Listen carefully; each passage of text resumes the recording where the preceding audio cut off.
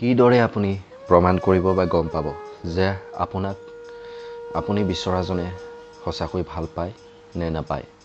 3টা উদাহৰণ মই আপোনালোকক দিব বিচাৰোঁ। আপোনালোকে প্ৰমাণ কৰি চাব পাৰে।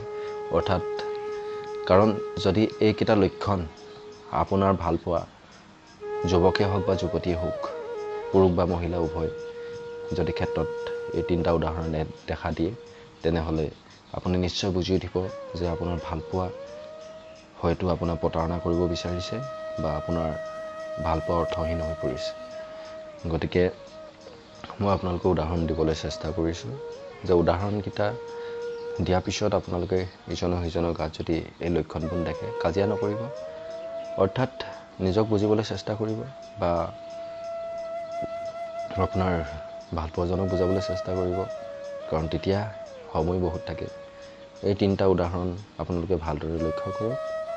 ঠিক আছে। নম্বৰ 1, যদি আমি কাৰোবাক বহুত বেছি ভাল পাওঁ, তেতিয়া আমি কি কৰোঁ? হয়তো আমাৰ এনেকুৱা লাগে যেন দিন ৰাতি একাকাৰ কৰি পেলাই তেওঁৰ লগতে কথা পাতিম বা তেওঁক লগ কৰিম, বহুত বিভিন্ন ধৰণৰ।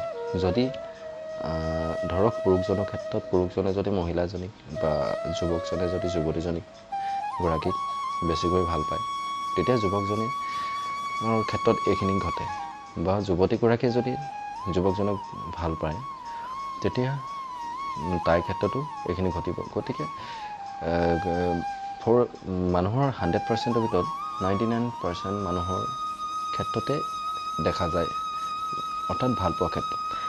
গতিকে ক'ব বিচাৰোঁ, যদি আপুনি কাৰোবাক ভাল পাইছে, অৰ্থাৎ আপোনাৰ ক্ষেত্ৰত এইখিনি হৈছে, কিন্তু আপুনি ভালপোৱা ক্ষেত্ৰত যেতিয়া নেকি আপোনালোকৰ ৰিলেশ্যনশ্বিপ হৈ থাকে, অৰ্থাৎ ৰিলেশ্যনশ্বিপ ভিতৰত ভালপোৱা থাকে, তেতিয়া আপুনি তাইক বহুত সময় দিব খুজিছে। কিন্তু হয়, এনি টাইম সময় দিয়াটো পচিবল নহ'ব পাৰে কেতিয়াবা, কাৰণ বিভিন্ন ধৰণৰ কাম বন থাকে। কিন্তু তাৰ মাজতো যদি আপুনি ফোন কৰিছে, আপোনাক ক'লে যে অলপ পিছত মই কথা পাতিম, ঠিক আছে, আপুনি বুজিলে বা নিজক বুজালে। কিন্তু অলপ পিছত যদি আকৌ আপুনি ফোন কৰিছে, তেতিয়া আপোনাক যদি কাটি দিছে বা কৈছে, SMS কৰিছে যে মই বিজি আছোঁ, অলপ পিছত কৰিবা, ঠিক আছে, আপুনি তেতিয়াও নিজক বুজালে।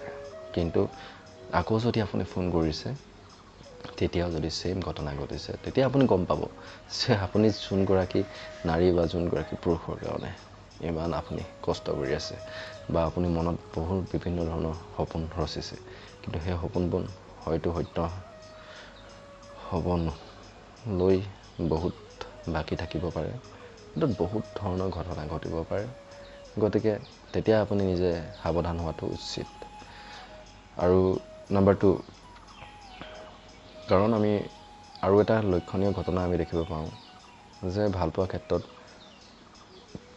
প্ৰায় আজিকালি দেখা যায় কিছুমান মানে ধৰক আপুনি যদি নিজৰ প্ৰেয়সীকে হওক বা আপোনাৰ ভালপোৱাজনক হওক, আপুনি ক'লে যে মই লগ কৰিব তোমাক বিচাৰোঁ, অৰ্থাৎ মই ইমান টাইমত বা আমুক দিনা তোমাক লগ কৰিব বিচাৰোঁ, তোমাক লগ পোৱা নাই। কিন্তু আপোনাৰ পৰা যদি টাইম অৰ্থাৎ সময় খোজে যে মই নোৱাৰিবও পাৰোঁ, ঠিক আছে, সেইদিনাখন আপোনাৰ কিবা ক্ষেত্ৰত নোৱাৰিব পাৰে, কিন্তু আকৌ যদি আপুনি ক'লে যে সেইদিনাখন নোৱাৰিব পাৰোঁ, অৰ্থাৎ যদি আপোনাৰ সদায় লগেই কৰিব নোৱাৰে, চাওক, যদি সঁচা ভালপোৱা থাকে, তেতিয়াহ'লে আপোনাৰ ইজনে সিজনক নিশ্চয় লগ কৰিব বিচাৰিব। কাৰণ মানুহৰ ভালপোৱা জীয়াই ৰাখিবলৈ হ'লে ইজনে সিজনক আপুনি লগ পোৱাই থাকিব লাগিব। কাৰণ দেখি থাকিলেহে আপোনাৰ মৰম চেনেহ বাঢ়িব, আৰু যদি আপোনালোকে দূৰে দূৰে থাকে, হয়তো আপোনালোকৰ মৰম চেনেহ কমি যায়। সেয়েহে ভালপোৱা ক্ষেত্ৰত যেতিয়া লগ কৰিবলৈ বাৰে বাৰে কোৱা স্বত্তেও যদি লগ নকৰে, তেতিয়াহ'লে হয়তো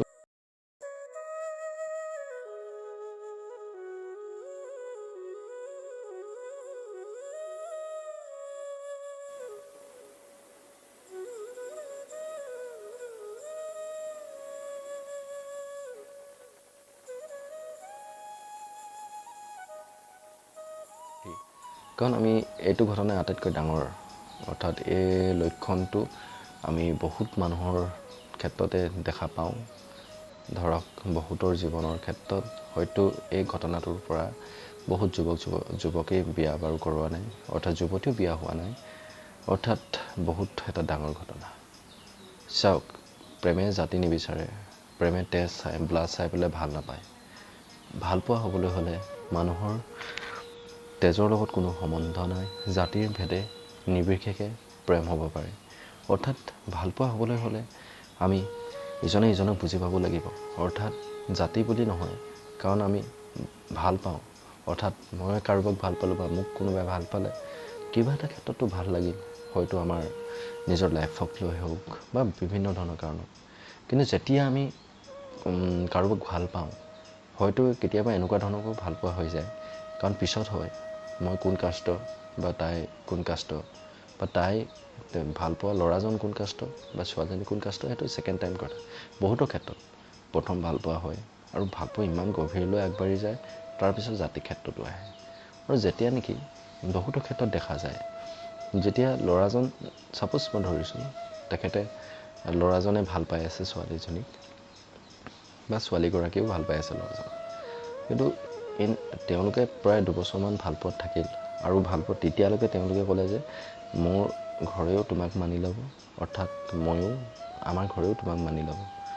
যেতিয়া নেকি সিমানখিনি মানি লোৱা কথা আহি পৰিল, অৰ্থাৎ প্ৰেমবোৰ ভাল পাবলৈ আগবাঢ়ি গ'ল, তাৰপিছত যেতিয়া নেকি তেওঁ ক'লে যে নহ'ব, তুমি মোক পাহৰি যোৱা, ছোৱালীগৰাকীৰ ক্ষেত্ৰও ক'লে বা ল'ৰাৰ ক্ষেত্ৰতো হ'ব পাৰে যে ক'লে তুমি মোক পাহৰি যোৱা, মই তোমাক ভাল পাব নোৱাৰোঁ, অৰ্থাৎ মই তোমালৈ বিয়া হ'ব নোৱাৰোঁ বা মই তোমাক বিয়া কৰাব নোৱাৰোঁ।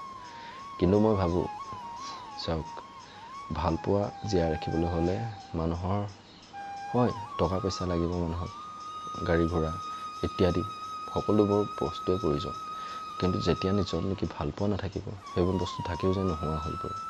সেয়েহে ভালপোৱা জীয়াই ৰাখিবলৈ হ'লে সদায় সন্মান কৰিবলৈ ধৰক, প্ৰেমক সন্মান কৰক, প্ৰেমক আপোনালোকে ৰিম'ট কণ্ট্ৰলৰ নিচিনা ব্যৱহাৰ নকৰিব, অৰ্থাৎ নিজৰ ভালপোৱা যিয়েই নহওক আপোনালোকে জীয়াই ৰাখিবলৈ চেষ্টা কৰিব। আজি ইমানেই কৈ পেলাই আপোনালোকৰ পৰা মই বিদায় লৈছোঁ। ধন্যবাদ।